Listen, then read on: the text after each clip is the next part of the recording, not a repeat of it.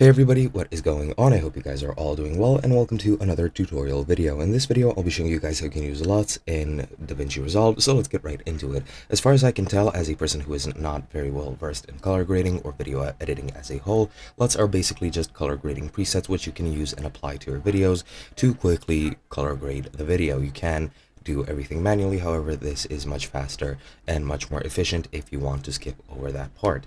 Now you can use your own LUTs. You can use the LUTs that go with DaVinci Resolve. You can download them off of the internet.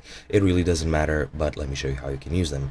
You need to go into the colors tab after you insert your video, of course, which is the third from the right at the bottom toolbar, and then at the top left, as you can see, you have a LUTs button which you're going to want to click, and you'll get a menu with all the available LUTs. You can just go through all of them and apply whichever one you want. However, just applying it to this one singular node might cause some highlight glitches, which might delete or clip out some of the higher highlights which you want to preserve. Now, to just subvert that, what you want to do is add a just simple corrector node before the actual highlight, or before the node with the LUT that you're going to be installing.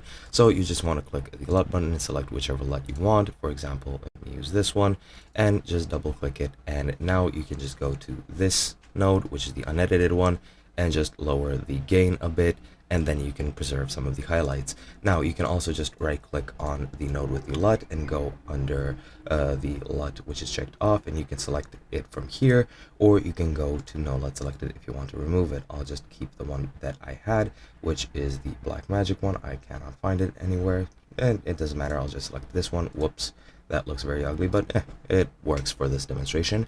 And yeah, that's pretty much how you use LUTs. To import your own, you can just right click and open file location and add your own to this here file. And once you import them or download them from the internet, you can just go right click and refresh, and you'll get the new file within your LUT file. And that is pretty much it. I hope you guys enjoyed, and I'll be seeing you guys in another video.